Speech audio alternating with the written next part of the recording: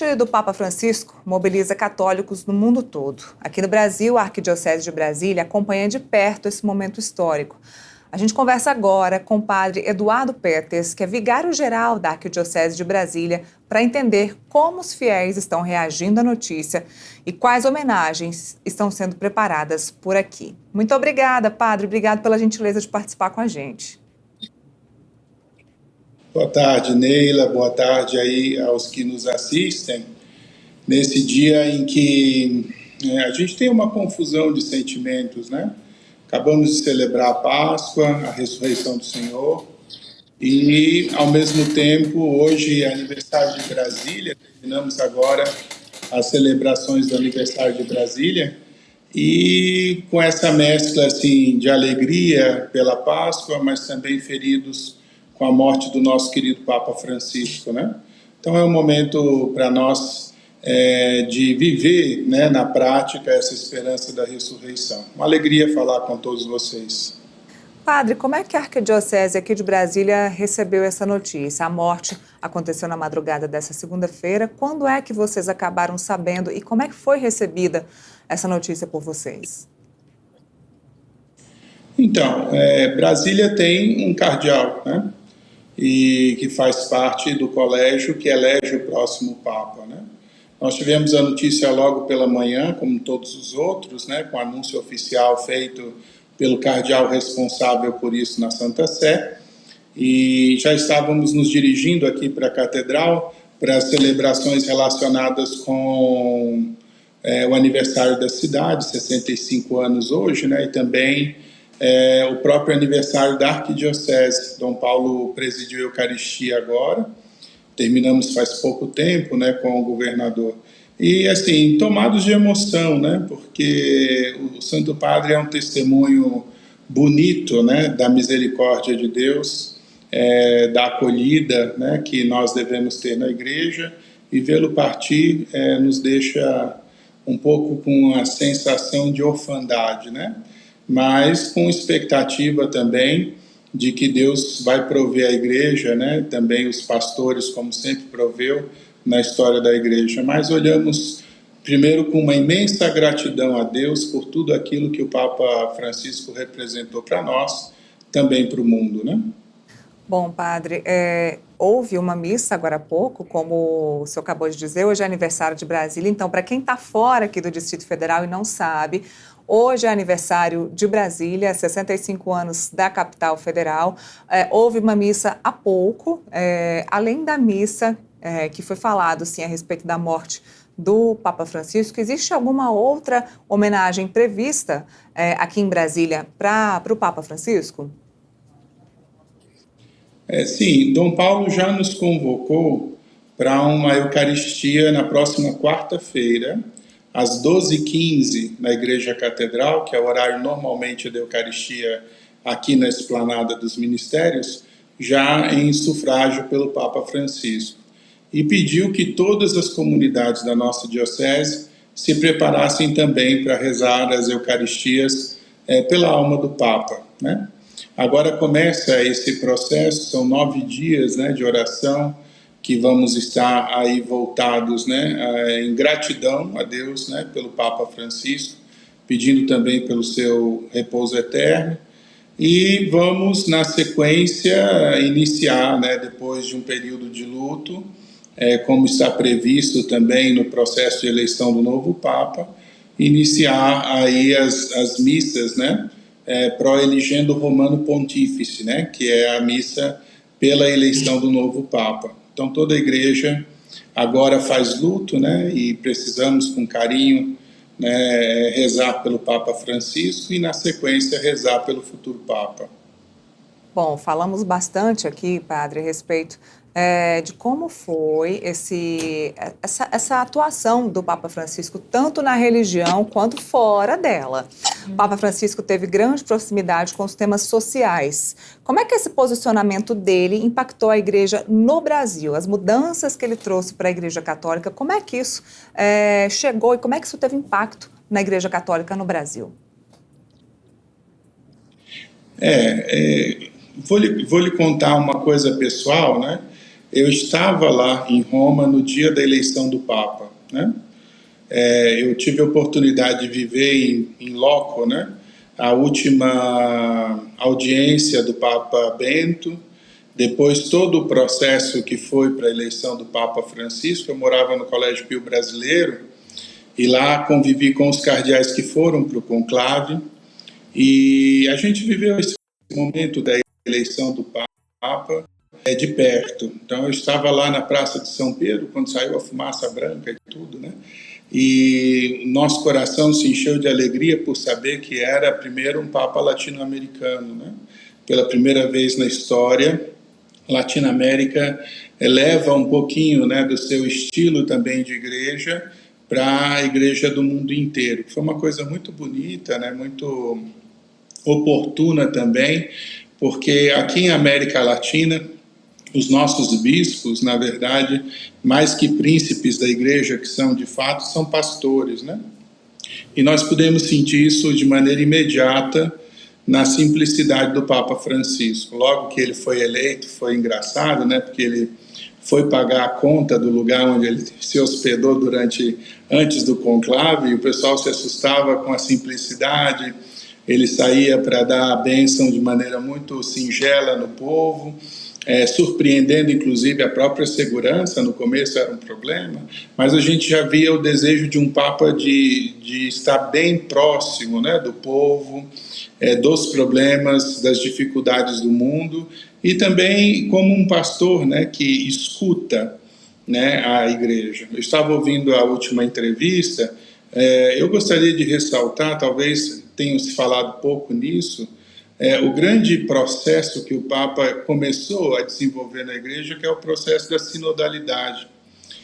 O grande processo de escuta, né, que o Papa Francisco fez no mundo inteiro, né, procurando escutar os fiéis, escutar a igreja, para daí também fazer um caminho em que a partir da escuta se orienta a condução pastoral, né? Estávamos no meio desse processo sinodal, né? Provavelmente o próximo Papa, né, ao assumir, né, vai precisar, nesse sentido, dar continuidade, né, àquilo que o Papa Francisco começou nesse grande processo de escuta das comunidades todas. O Papa Francisco é um testemunho bonito, né, de simplicidade, de humildade, de proximidade também, né, um pastor decidido a dialogar e a escutar, às vezes até com desafios grandes, profundos, né?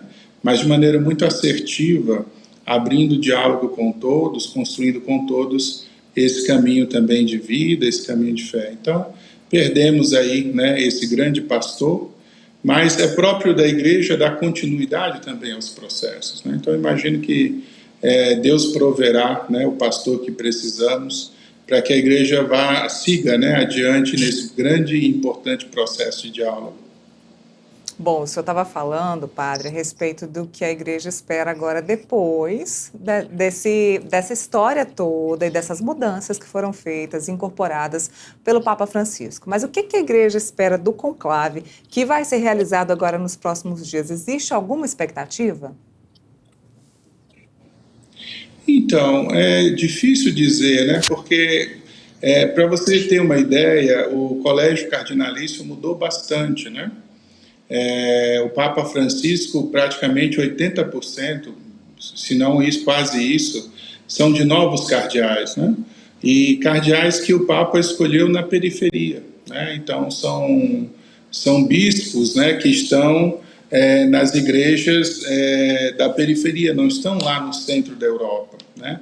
Então, é um colégio cardinalício diferente. É difícil prever a essa altura para que lado vai se encaminhar esse processo. Existe uma coisa que às vezes a gente não leva muito em consideração, mas que é bem importante nesse processo da igreja, são essas reuniões que acontecerão depois dos funerais do Papa, em preparação para o conclave, né? Lá, os próprios cardeais, dialogando entre eles, vão colocar um pouquinho o perfil, né, que se espera do próximo pontífice. E vão se conhecer também, porque lá todos têm direito de fala, né? E acredito que nesse processo se construa o caminho que vai se percorrer também no conclave. Mas é muito difícil, né? Logo quando acontece uma notícia como essa, do Papa, né? Muita gente quer dizer quem vai ser o próximo pontífice. Não deveria ser, mas é engraçado que exista. Em Roma, inclusive, eu me lembro quando estava lá, tinha uma casa de apostas, né? Que o pessoal apostava para ver qual seria o próximo Papa. E eu me lembro no jornal da Itália, o Papa Francisco era o 28º na perspectiva das escolhas, né? Então eles erraram muito feio. Então essas especulações, elas acho que brotam do coração, talvez do desejo de um país ou outro, né? Que algum cardeal seja eleito e represente o seu país e tudo. Mas o que acontece na verdade é que eles se reúnem, rezam diante das necessidades da igreja, procuram escolher o que é melhor, né? Então é difícil dizer, eu não saberia lhe dizer nem de perto que nome poderia ser destacado. Se você observar, inclusive, nos últimos dias, nas celebrações, não foram colocados cardeais que estão dentro do processo de eleição, foram conduzidas as cerimônias por cardeais eméritos, né? Acho que já havia uma preocupação de não fazer destaque a ninguém, né? Então vai ser um conclave bem diferente, assim, porque eu daqui não consigo ver uma indicação clara sobre que rumo a eleição vai tomar, né?